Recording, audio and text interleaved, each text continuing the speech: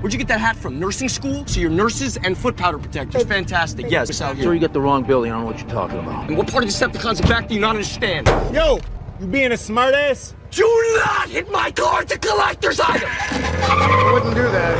You crazy! You probably know Shia LaBeouf as the wild guy from Transformers.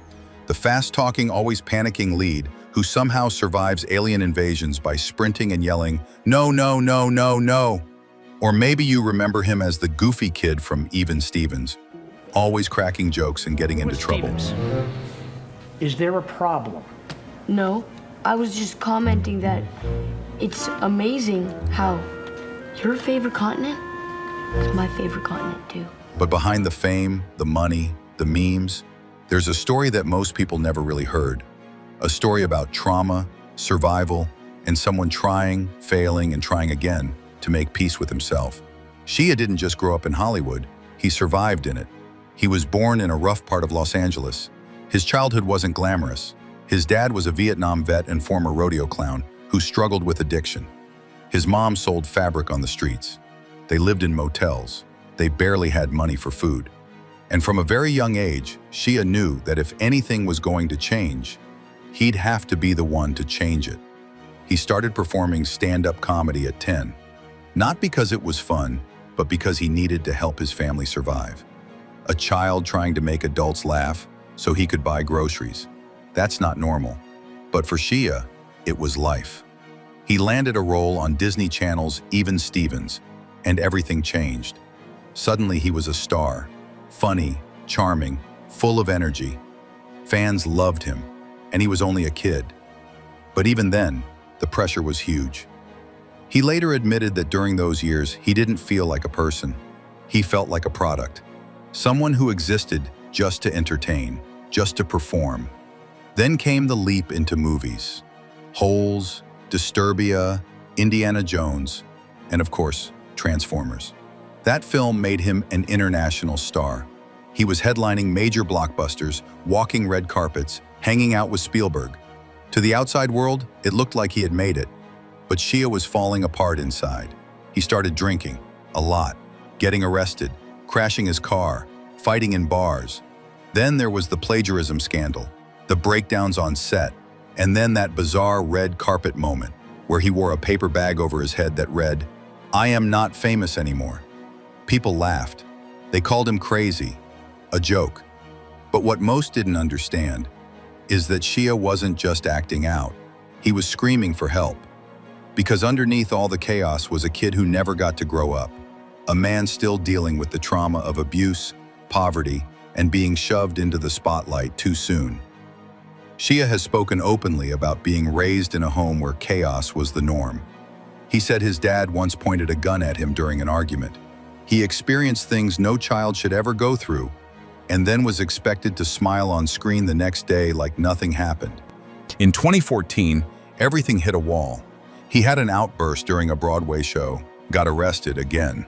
Actor Shia LaBeouf was jailed after being escorted out of the musical Cabaret by 6 New York police officers. And after that, he disappeared. But during that time away, something shifted. He started going to therapy. He went to rehab. He stopped drinking, and he started writing. In rehab, he wrote a script, a movie about his own life, about his childhood, about his relationship with his father. That movie became Honey Boy. And here's the wildest part.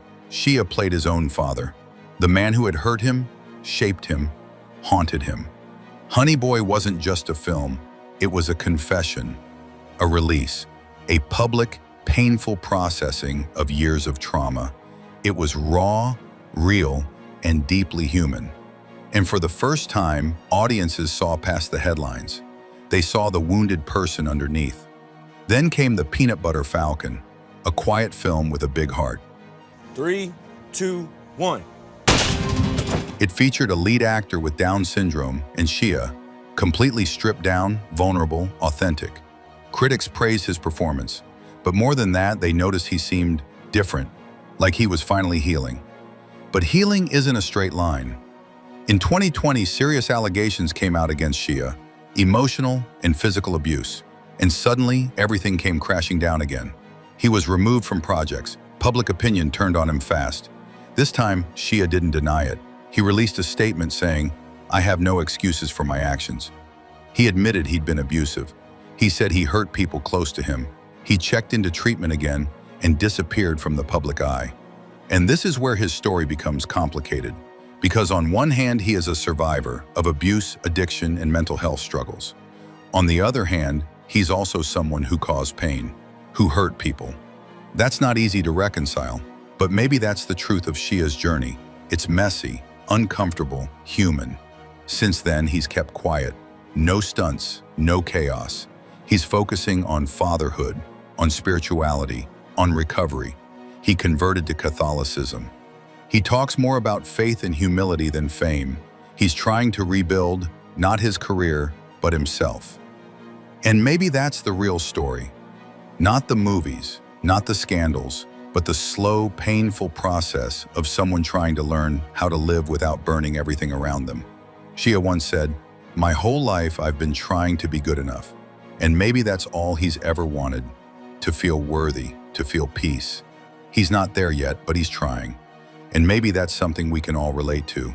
Because for all his fame, Shia LaBeouf is just a man, still healing, still growing, still figuring it out. And maybe, just maybe, that's the most honest performance he's ever given.